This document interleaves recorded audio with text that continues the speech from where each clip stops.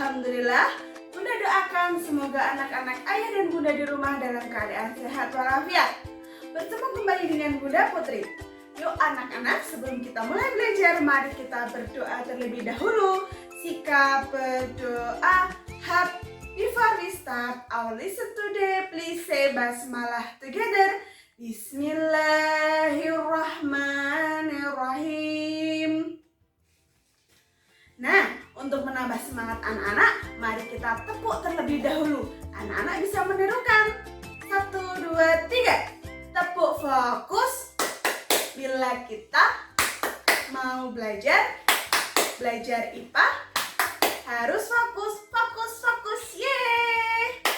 Nah, anak-anak Bunda yang sholih dan sholihah, kita hari ini akan belajar tematik tentang IPA, yaitu tentang pengaruh kalor terhadap kehidupan. Mari anak-anak buka buku IPA-nya. Anak-anak bisa menyiapkan alat tulis dan bukunya, kemudian bisa melihat video berikut ini. Pembelajaran IPA hari ini kita akan belajar tentang pengaruh kalor terhadap kehidupan. Coba lihat gambar di samping. Gambar di samping merupakan kegiatan yang menggunakan pengaruh kalor terhadap kehidupan, yaitu salah satunya digunakan untuk memasak.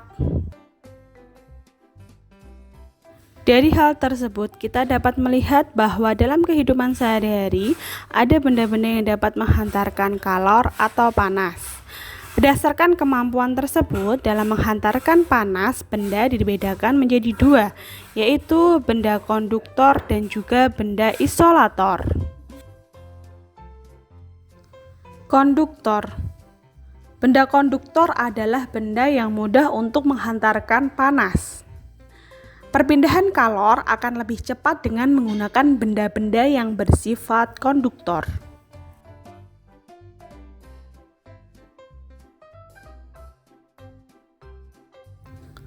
Contoh barang-barang atau benda yang bersifat konduktor. Barang-barang konduktor biasanya terbuat dari besi dan baja. Di bawah ini ada contoh gambar barang-barang konduktor. Yang pertama ada sendok yang terbuat dari besi.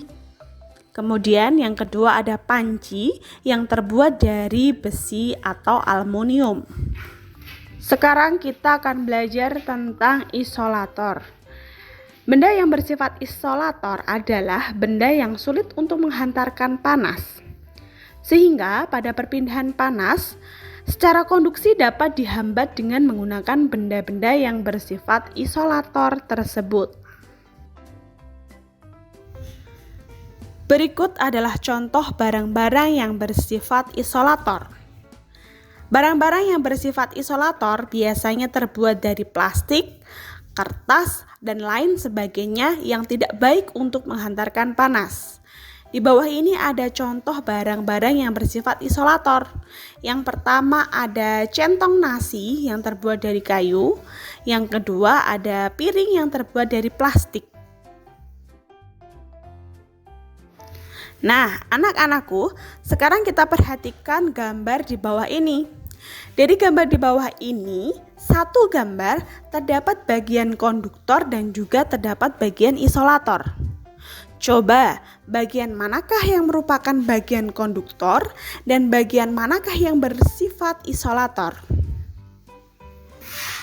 Dari gambar wajan teflon itu, kita dapat melihat bahwa bagian ini bersifat isolator karena bagian ini terbuat dari bahan plastik yang digunakan untuk pegangan sehingga tidak terasa panas jika dipegang.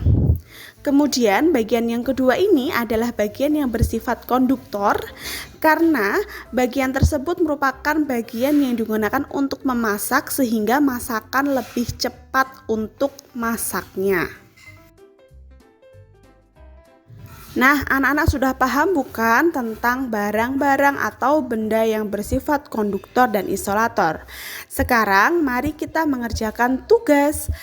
Tugas hari ini adalah kita mengerjakan latihan 3 di buku Erlangga halaman 146 sampai 147.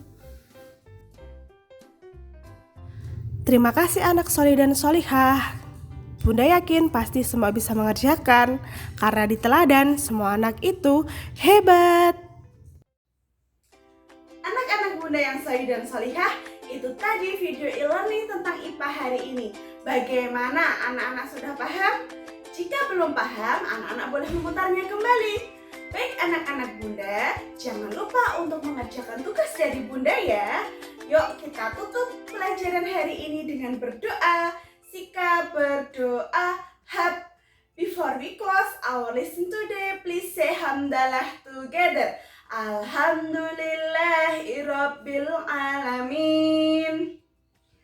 Nah, anak-anak Bunda, kita sudah selesai. Nah, Bunda yakin semua pasti bisa mengerjakan tugas dari Bunda karena semua anak di teladan itu hebat. Bunda akhiri dulu. Wassalamualaikum warahmatullahi wabarakatuh.